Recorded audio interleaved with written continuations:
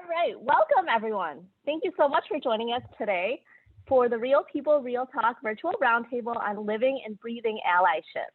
I'm your host, Lotus Buckner. I'm the founder of LB Talent Solutions, where we work with individuals and organizations to elevate their talent potential through career coaching services and leadership development. You can learn more at www.lotusbuckner.com.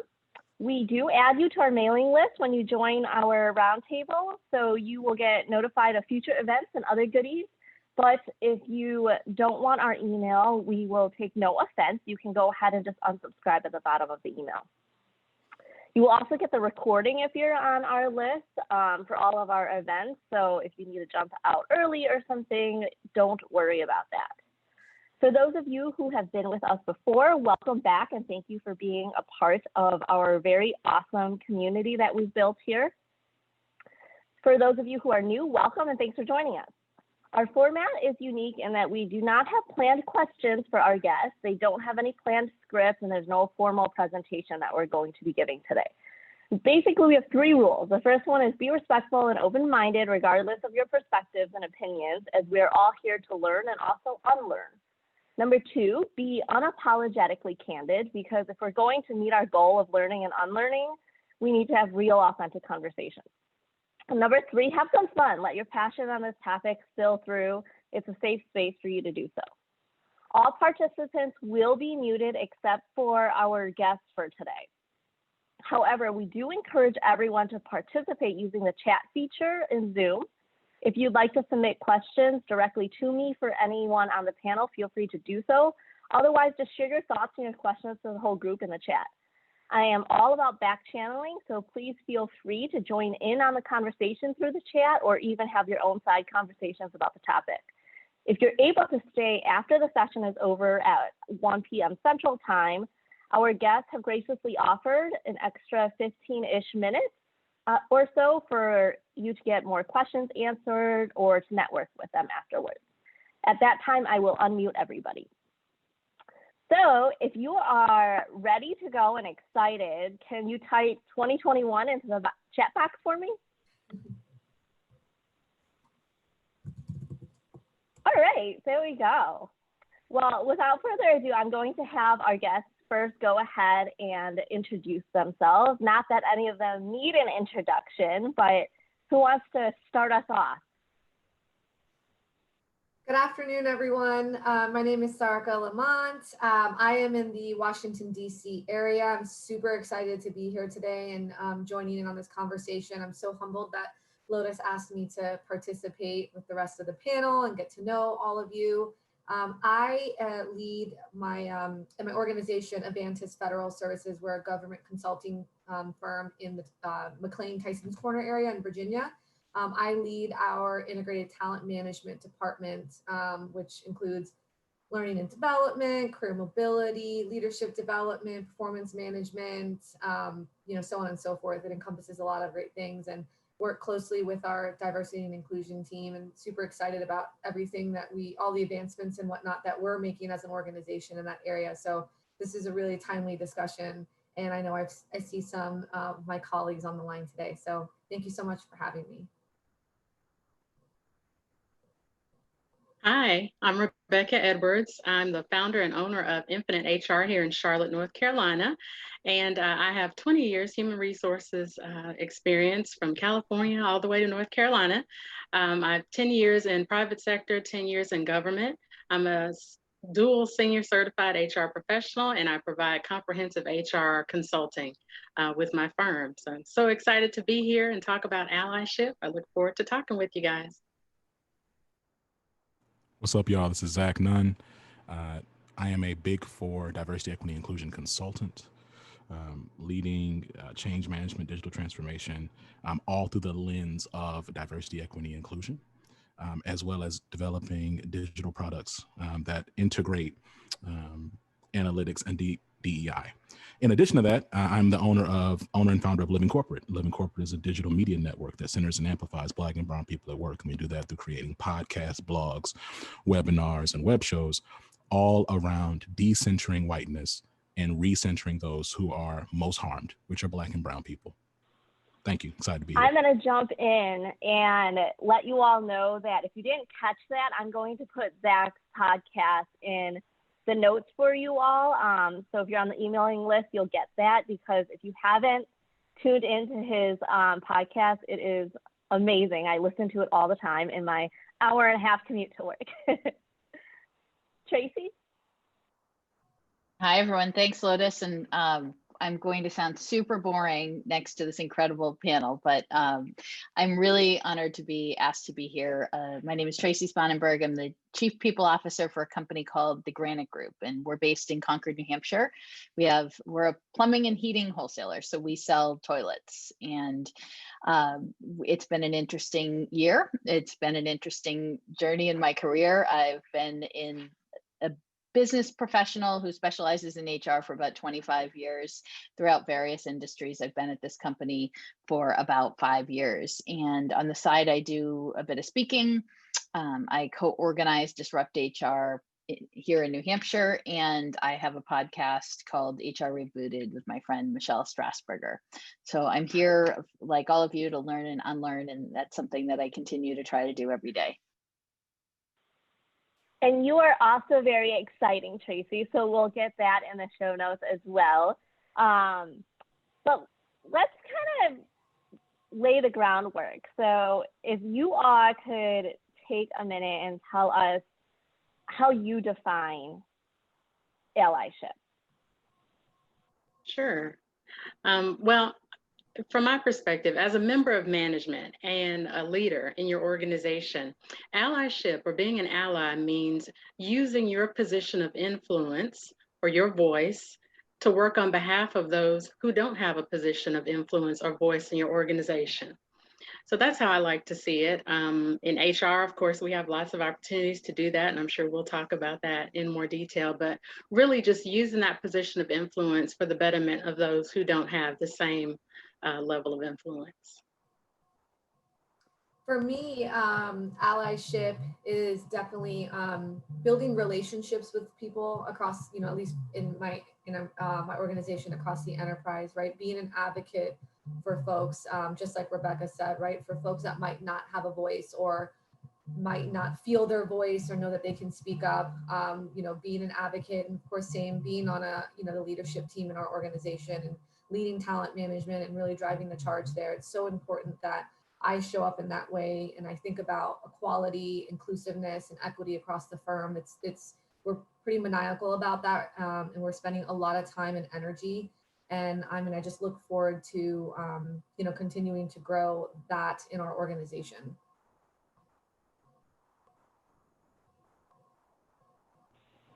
I love those.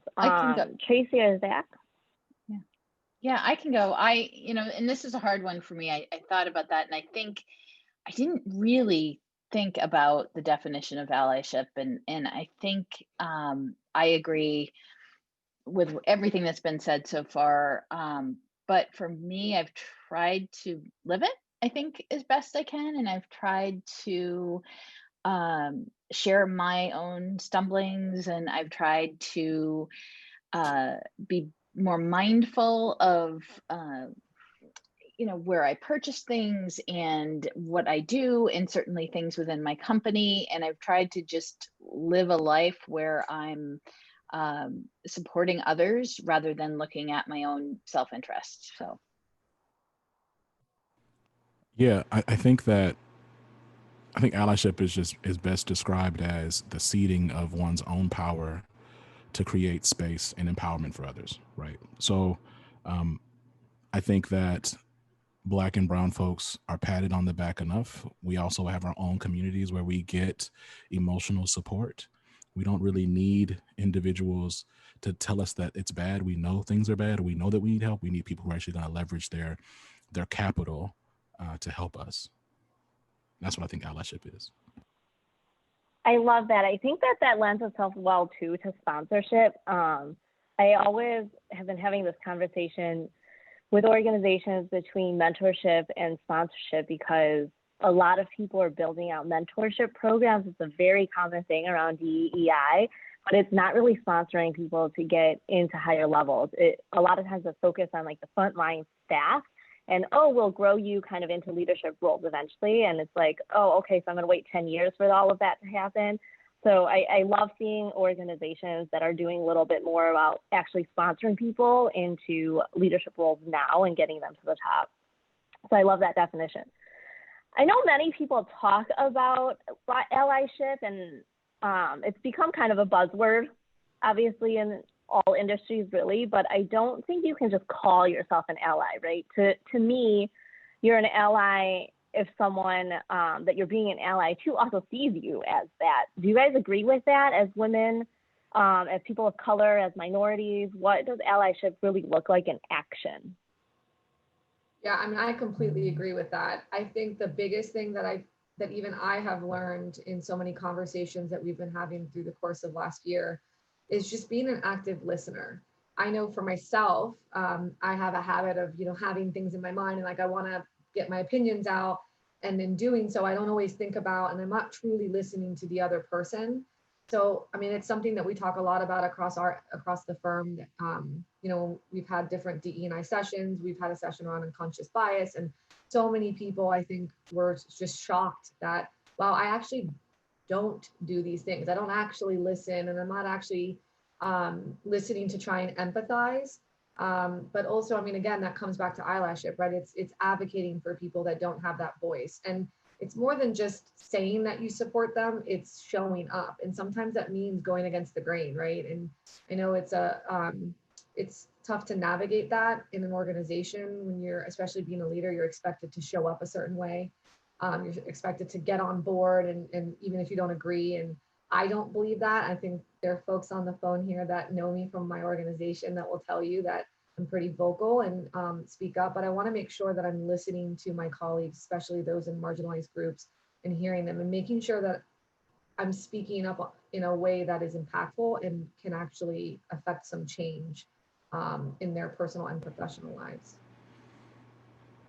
I think there's a fine line, and I wouldn't define myself as an ally. I think that's for other people to do, but I think there's that fine line. I learned about this last year between allyship and performative allyship. So a lot of people, I think I learned this from a friend, are they're putting out statements, or they're putting out quotes, or they're putting out pictures, but they're not really doing anything. They're not really supporting marginalized communities in any sort of way. And I think that that's a tricky thing for me to walk. And I think if you really and truly want to be an ally, there's some risk, right? So if you're speaking out, there's some risk there. And if you're not risking something, you're probably not doing enough. Yeah, completely agree. We saw some of that happen for MLK Day, didn't we? I just wanted to note that when you look at employment legislation and the history there, allyship is really something that's been around for a while. You're right, Lotus. The term, I think, is growing, and the focus is growing over the last year, but really allyship has been around for a while.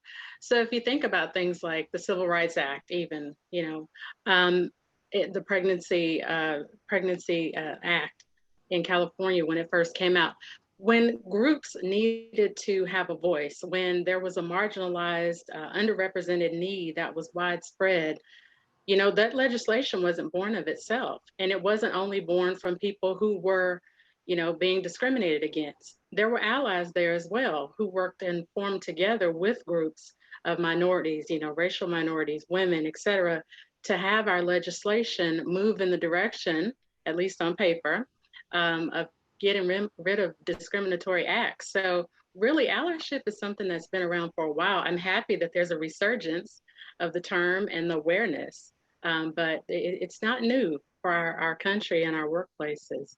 I'm just happy it's coming back. You're so right. That's a great point that it's not new. And you bring up a good point. So that's a great example that you have. Are there other examples that you all have seen of really strong allyship, whether that's, in society and politics, in our organizations? Is there an organization that's really building a culture of allyship really well that you can think of? So you asked about in society. So I recall last year, I think it was like later in the summer, during the Black Lives Matter protests. Of course, police were beating Black and brown folks to death. They were beating the snot out of them. And I recall there being a video of white women who made a physical fence, like a body fence, linked arms, and stood in front of all these Black people and brown people to protect them. And so the police literally stopped and they started yelling at the women, but they did not beat them. Or they may have pushed them, but they did not mace them and gun butt them and, all these other things. And so when I think about like an example of allyship, I think about an example of putting your well-being on the line. And so, earlier was mentioned about, you have to kind of, there's conflicting ethics and priorities in a company. And that's just because of the way that capitalism, white supremacy, and patriarchy are all set up. Is there's these competing priorities, there's a scarcity mindset. So you have to figure out, okay, how do I help someone but not endanger myself? But the reality is, in this context that we live in, and frankly, I think this COVID-19 season has really stripped a lot of things bare, that allyship does require some sacrifice and it requires some discomfort. And I think that was really well illustrated in that Black Lives Matter protest.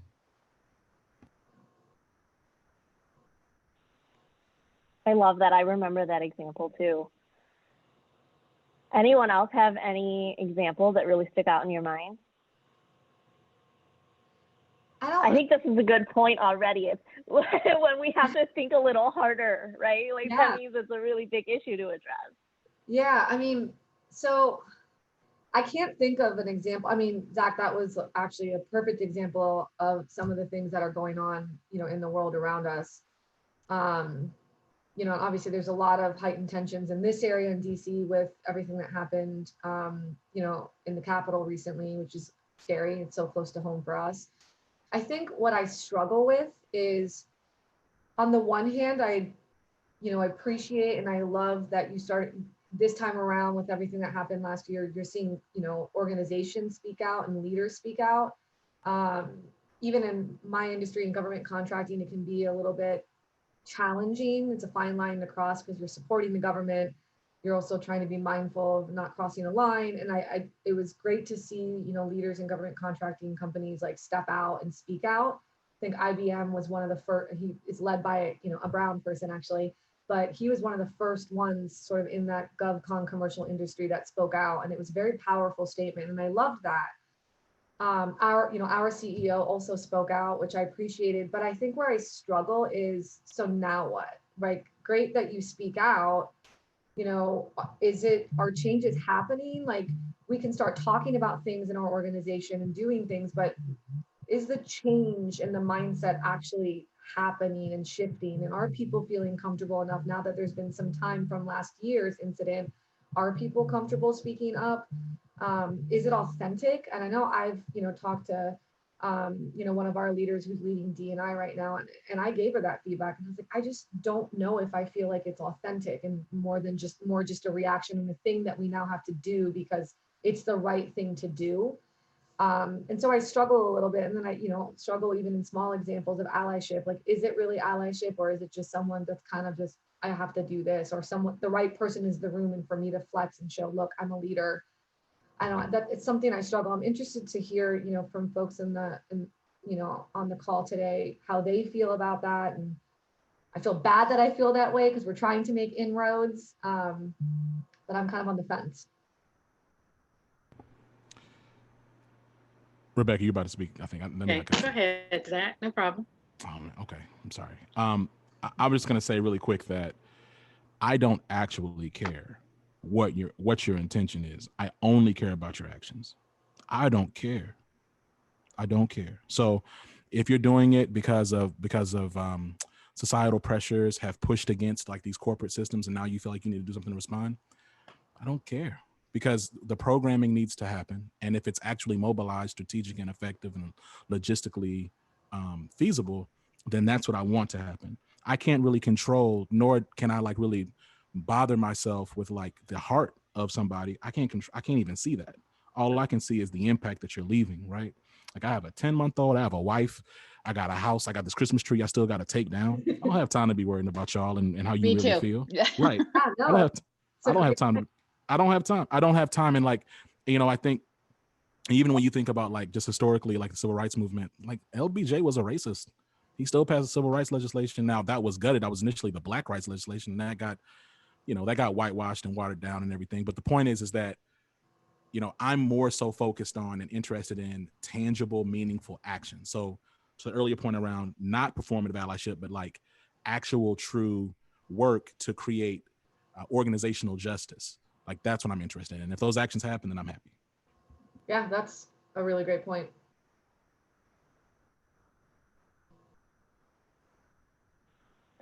So how can people become better allies? Because there's also people who are genuinely interested, I think, in being better in this space, but maybe they haven't figured out the best way to do so. What's your advice for someone in that kind of mindset or in that space on how can they get started, either individually and personally or within the workplaces especially? I think one of the most basic and overlooked areas of possible allyship is in pretty much, and I would put money on it, every single harassment policy at your organizations. In the standard structure of a harassment policy, there's normally verbiage in there that notes not only if you are being harassed to notify someone in human resources, but also if you witness harassment. And, you know, that's not just for marginalized groups, that's anyone in your workforce. I think that's one way, one small way that every single person on the call and everyone in your workplace can be aware of what's happening and speak up. If you see something, say something. I know that's so basic and that is certainly not mine, but it's true. And in my positions, that's happened time and time again where maybe the victim is not comfortable or they don't think anything will happen. But there are other people who are looking out and no, they weren't harassed. They weren't the focus of the issue, but they saw it, they knew it was wrong, and they raised their hand and they let me know as HR director. And then I was able to go forward and you know, review and bring justice to that situation. So that's just the small thing that all of us here can do. Yeah, and I think it starts in your own home too. I think kids aren't born racist. That's something that they learn. And if you aren't having really challenging, I'm white, I'm having really challenging conversations with my kids who don't face some of the challenges, who have white privilege, but we're raising them to be allies and to speak out and to stand up for people. And there's a lot of little things you can do. You can educate yourself. I speak out on LinkedIn. I write things on LinkedIn. I do what I can. I had somebody challenge me on that recently and just couldn't understand why I would do that. And I guess everybody's comfortable with a different thing, but for me, I wanted to be uncomfortable, right? It's not, if I can change one person's heart and mind, if I can just change one person by sharing something that I experienced and not experienced in terms of racism, but some kind of stumble that I experienced on my journey, then that's worth it. Yeah, I think it's important. I think storytelling is really powerful too, right? So even sharing times when you made a mistake, like I feel like that's really hard for people, and that's why some people are so afraid to even start doing anything, is, you know, messing up. So I like that. I like that you're sharing even not just experiences in general, but even experiences when there's a blip or when you've had an experience where you said or did something that you were able to change your mind because of the people that you've encountered. I think that's really important too and pretty powerful. Lotus. I've got to share a story of something that happened to us. I guess I say us. Oh, sorry, Howard. We are keeping it to the guests until the end. Oh. Hey, Lotus. Yep. That and that right there, and then also some messages I'm receiving right now in direct. And what you just said reminds me that, you know, allyship is just not about you, right? So like this whole idea of like getting upset or like afraid you're going to mess up, acknowledge the fact that you just embrace that you're going to mess up, right? Like a silly example, but a real example. I am a man and I am married to Candace, who's a woman. And I just know I'm gonna mess up because I exist in a patriarchal system that has informed me and indoctrinated me for the past 31 years that masculinity is power. So there are things I'm going to do both intentionally and not intentionally, both major and minor, that are going to be offensive. I'm going to mess up. I have to re-educate, unlearn, and pick up new habits and behaviors and beliefs so that I can better show up. I think that what happens is if you start taking these things as if, you know, it's self-serving, which is like, I've talked to people who are like, yeah, you know, I'm your ally. And I'm like, no, you're not, right? And I'll tell them, no, actually, you aren't my ally, right? There are folks who want to essentially make this about them, and which is ironically white supremacists, because what you're doing is you're taking Black and brown, the emotional labor and experience and lived experience of Black and brown people and using it as a pedestal to make yourself better, to prop yourself up, when in reality, an ally is a servant. The ally is someone really seeking to make someone else's life better. And if you just embrace it, hey, I'm gonna mess up, and you embrace the fact that you're gonna have to learn along the way, then you make it better for everybody involved.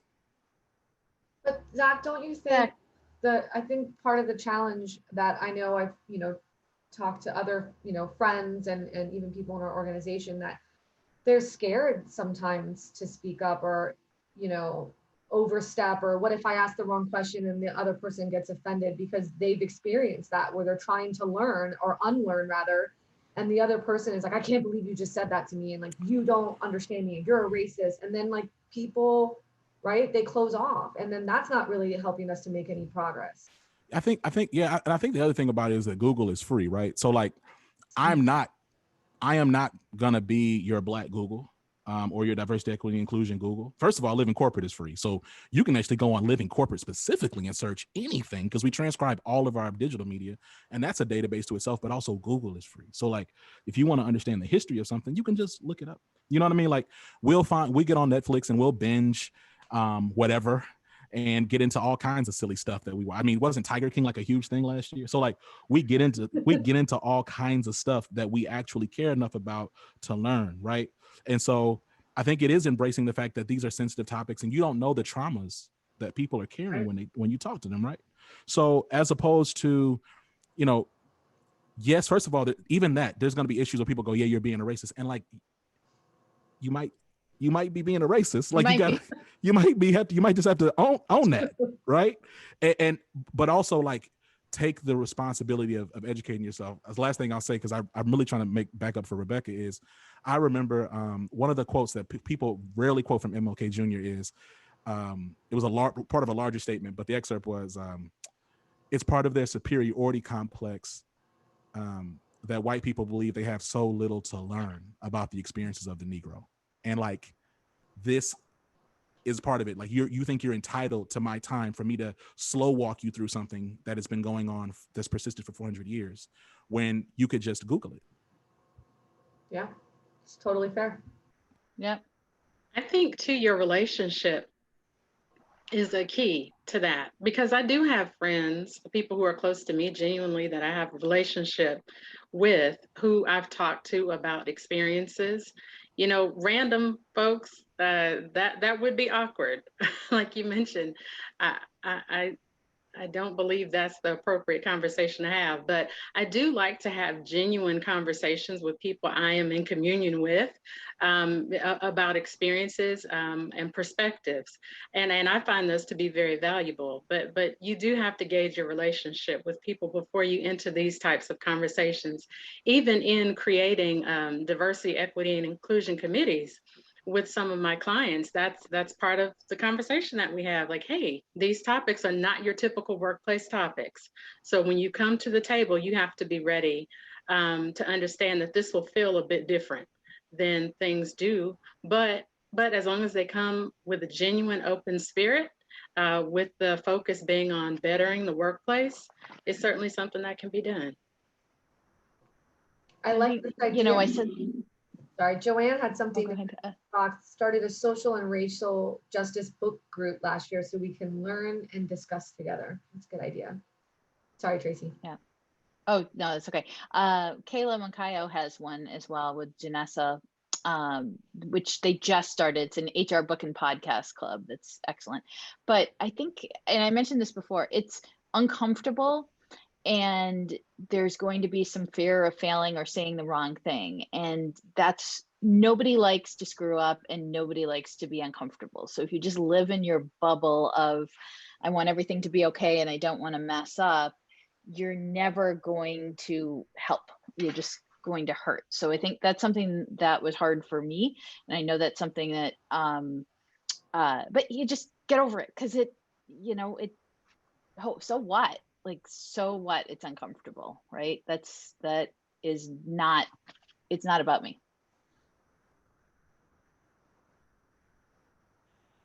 Yeah, I think that's a really important message. So I also think about allyship within, minority populations too, because a lot of times we talk about it with like white, it comes up a lot with gender and race, right? Women and men, and then white and people of color. But I also think that allyship exists within minority populations, right? How can we be better allies for each other? So one of the things that comes to mind for me is that I know I was reading a lot in like the Hmong and Asian community after the death of George Floyd, because there was that Hmong police officer that was at the scene who wasn't part of the actual killing, but was a bystander basically and didn't do anything. And I remember speaking out about that because there were so many Asian community members who came to that person's defense. And I think that's really important to have allies even across minority populations. What are your thoughts there, and have you seen any other examples of that? Absolutely. And I'll go a little bit farther outside of just race and ethnicity. Let's even talk about, mothers, new mothers. So pregnant women, lactating mothers in the workplace. I know it's 2021, and I hope that most of your facilities have some space that's dedicated to lactating mothers, but that was not the case when I first started in my career. That was a topic that people just didn't want to deal with. And some were women, even women who had already had their children. And so, just understanding that there are groups of people who, yeah, you might not be a part of that group anymore, or never be able to join that group. Maybe you're male or you're not interested in having children, but to try to understand the experience of someone else in the workplace who's dealing with something that, that they don't have any control over, and trying to look at options that would support them is really important. You have the same thing with religious minorities in the workplace. Everyone is not Christian. And then I know that's uncomfortable for some people, but making sure that your workforces are open to that. So even within racial groups or gender groups, you have lots of variation that's there in our workplaces that we have to be open to, and look for opportunities to speak up and to be an ally for folks who are just not represented in your group. Rebecca, you made me think of something. When I had my first child, I was at a previous company, not the one that I'm at now. And I was breastfeeding, and there was no location to do that in private.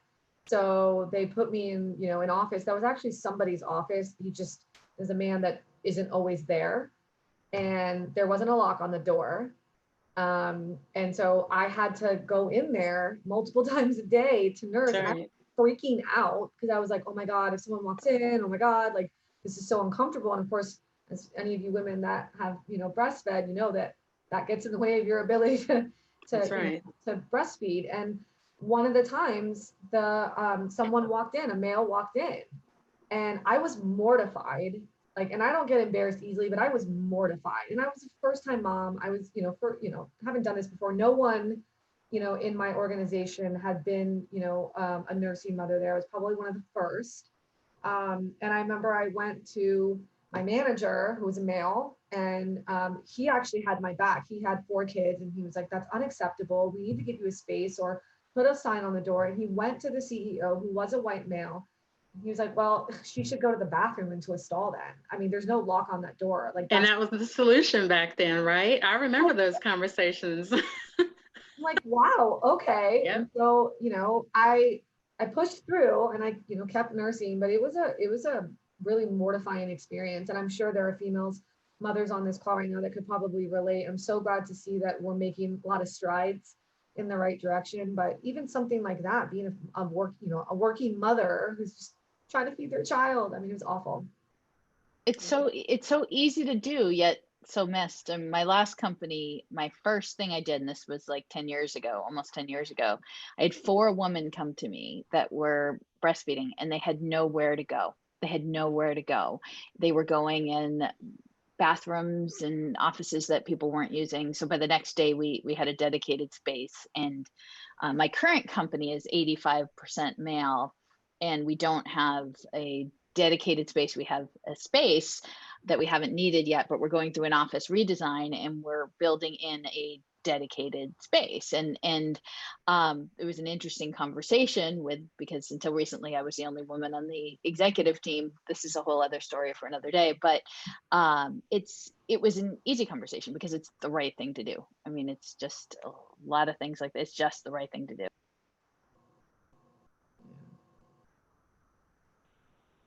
Absolutely. My example is not quite as exciting as yours, but one of the things that I experience from an allyship perspective is it's the intersectionality, because I think that plays a role too, right? We're not all just one thing. We're not all just a single race or a single gender. There's a lot of intersectionality.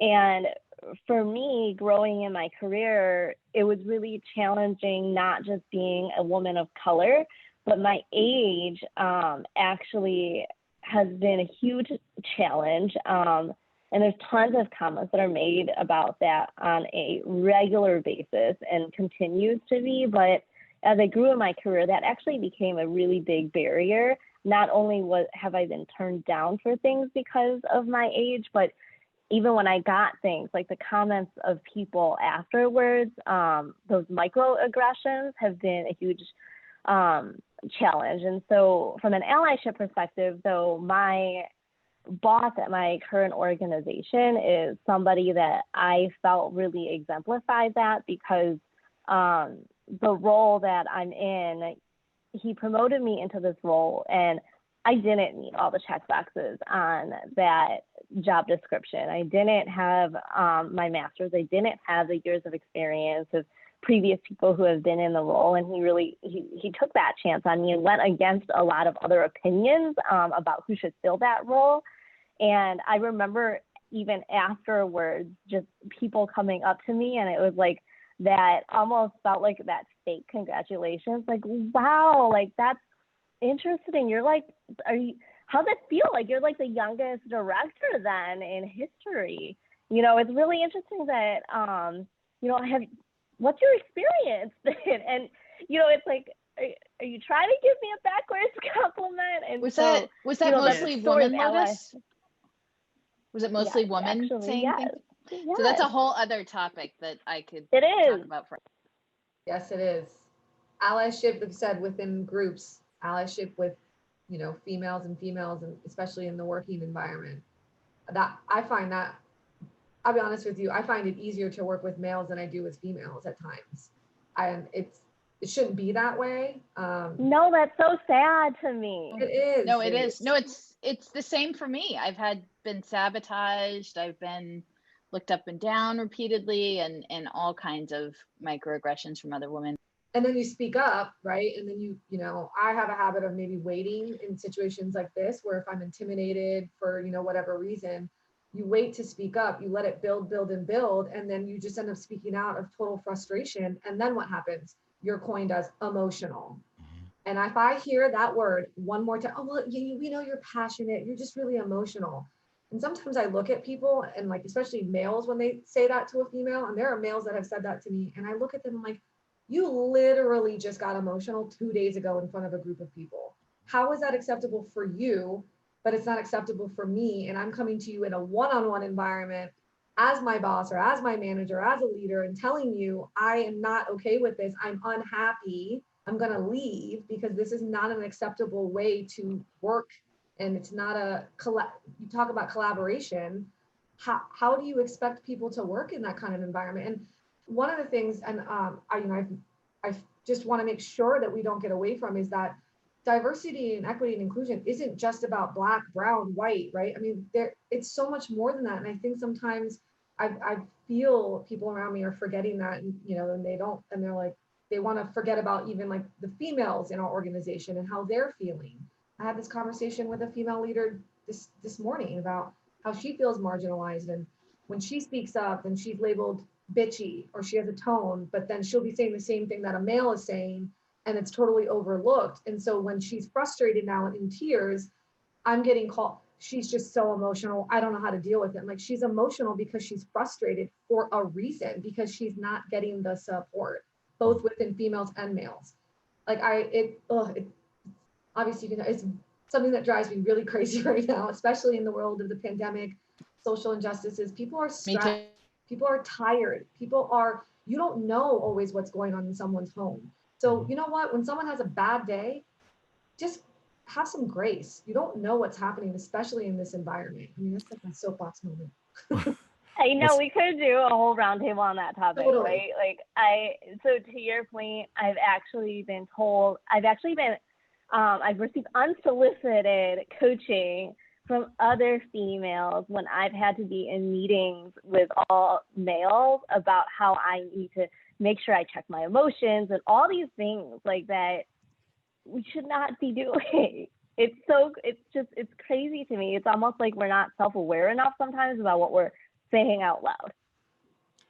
It's interesting because Madison Butler, one of our writers for Living Corporate, she just wrote a piece called "The Threat of White Women," and so the idea was it was ultimately about the role that white women play in upholding white supremacy at work, and so it got published, and of course, many Black and brown women were like, "Yes, this has been my experience dealing with white women leaders," but then I shared it with some of my white woman colleagues, and they said, it's interesting because all of this resonates with me too. I've had the worst experience dealing with other white women that has been far and unique than dealing with men, dealing with Black women, dealing with Black and brown men, dealing with specifically so I understand that you wrote this, or I understand that Madison wrote this with the idea of amplifying the experience of Black and brown women, but really this is the experience of a lot of women irrespective of race, which I found very interesting. Yep, I would agree with that. I think a lot of women experience that. It seriously could be its own topic of conversation. It should be. I could talk about this all day, and I talked to somebody last year about it, a gentleman, a white man, and he had zero idea that this existed. None. Had no idea. Yeah. Okay, noted. We will have to do a topic on this. I don't want to derail our topic for today, but okay, let me try and get us back on track a little bit. But so going back to kind of allyship, although that is very much related to allyship, there's so much to be talked about and broken down there, though. One thing that I've been thinking about this week, though, in preparation for this topic as well, is the Biden administration. So we just had Inauguration Day, and he's been doing some really interesting things that haven't been done in the past, and really building out a very diversified administration. Do you feel that that will set the tone a little bit for these next 4 years around diversity and inclusion? I think it helps. I think being purposeful and proactive is extremely important, because we can say it all day long, but until it happens, they're just words. So it's encouraging to see that there's a focus and purpose to selection to ensure that there are diverse backgrounds, experiences, ethnicities, genders, etc. So I definitely feel encouraged. Rebecca, like to that point, I agree that it definitely helps. What I thought was interesting is when you look at the track record of the Black and brown individuals that Biden placed in his cabinet, they actually, some of them actually have they have leanings that would indicate that they actually do care about their communities, their respective ethnic and cultural communities. I think a function of white supremacy also is getting folks in that look that check the box, but ideologically still subscribe to white supremacist narratives. And so like it's important that like we don't just look at a picture and you see like, you know, a sprinkling, a dash of non-white people and say, oh, that means that there's going to be, you know, equitable thoughts and creativity and innovative solutions. Also, that's not necessarily true, especially in political arenas. So I would caution that, like, you know, as we try to build like diverse teams, that we're also thinking through and like examining the track record of that person and having the courage to wrestle past our own fragility if they actually do have thoughts and beliefs and idioms that are more progressive and inclusive and focused on justice than maybe ours are, because that's important too.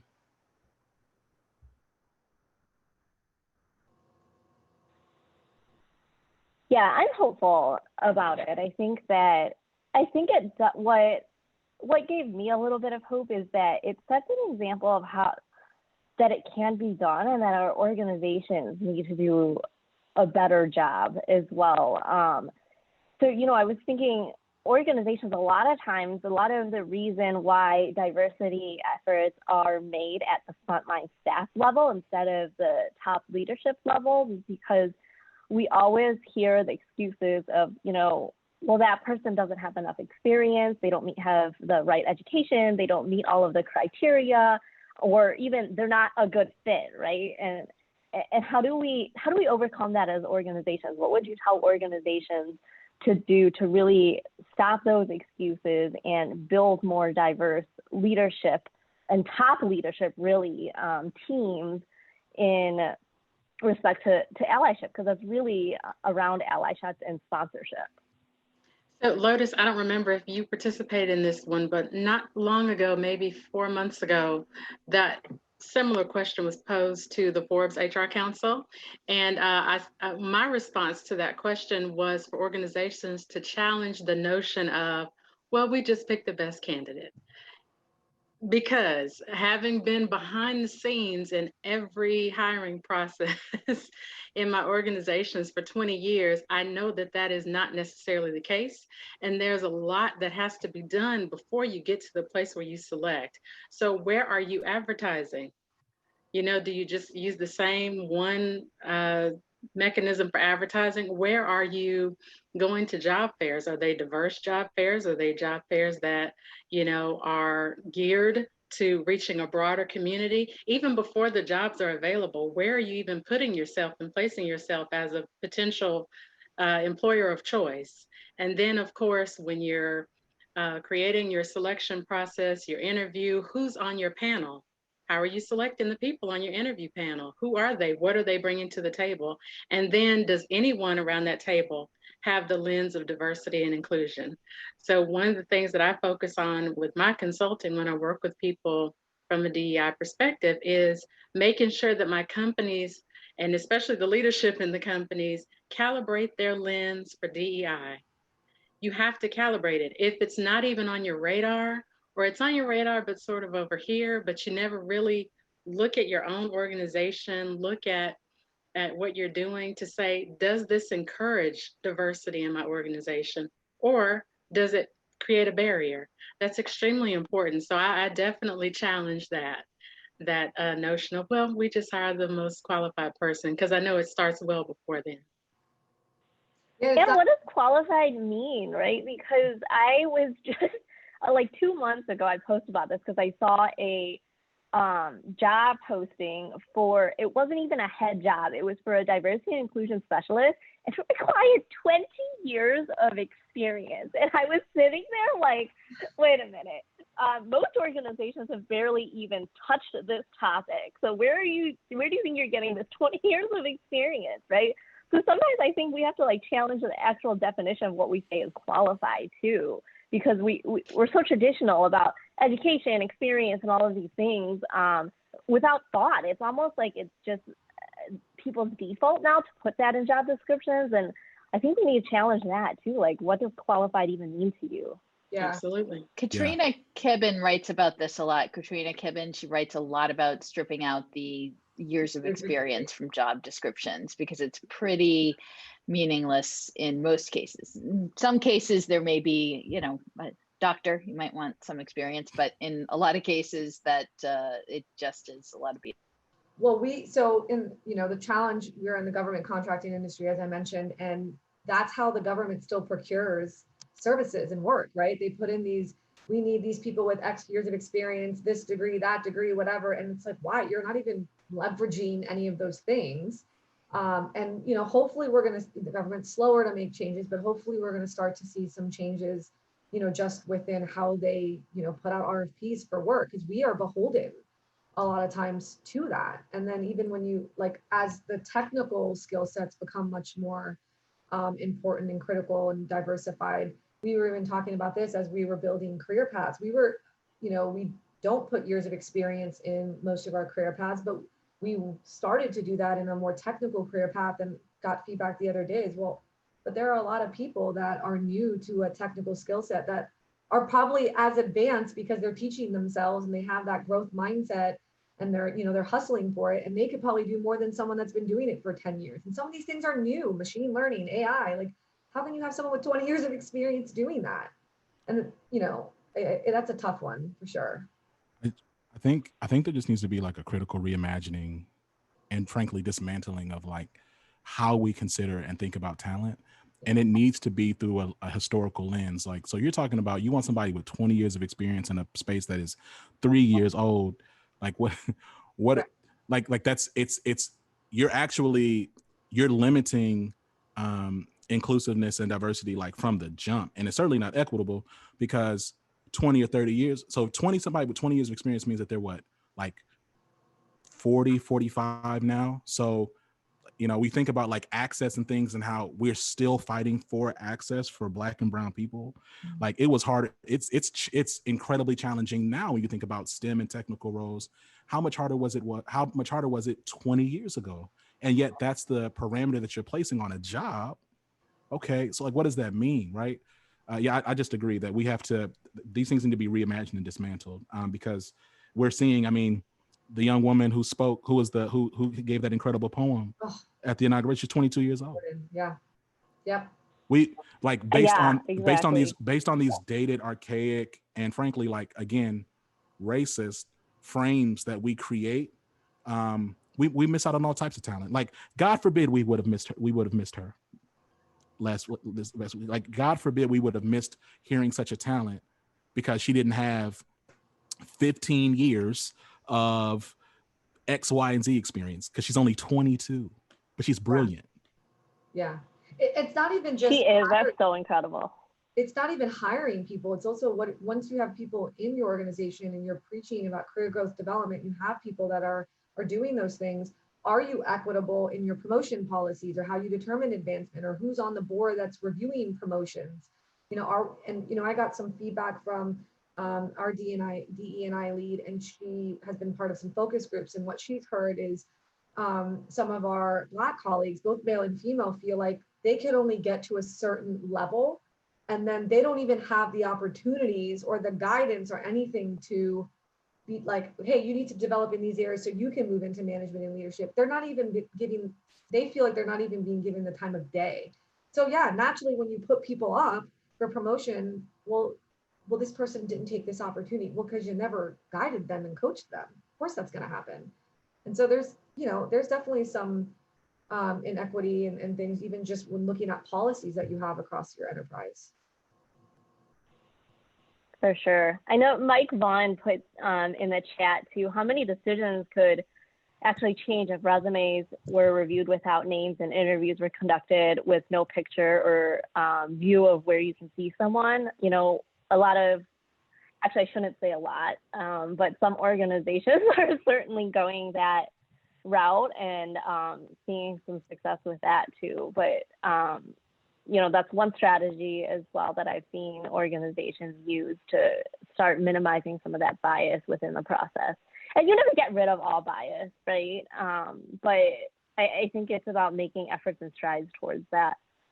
Well, it is at the top of the hour already. So our hour is up, which is crazy. These always go by way too fast. Very fast. But since we're at time, I want to give a huge thank you to all of you.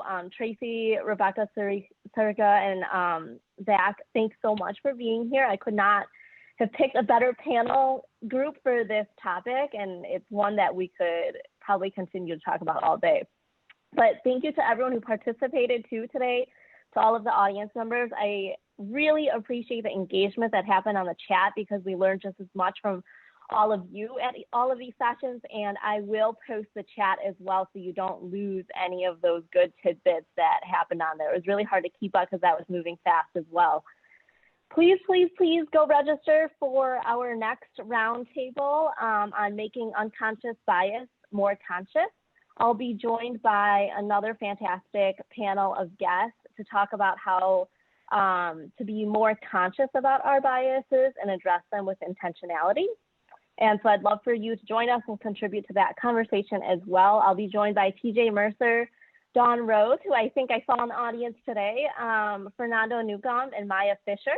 So that's going to be a really exciting event as well. That's at lotusbuckner.com/events. I'll put it in the chat for you so you can save your spot now. And it's on February 26th at noon. So we will see all of you there.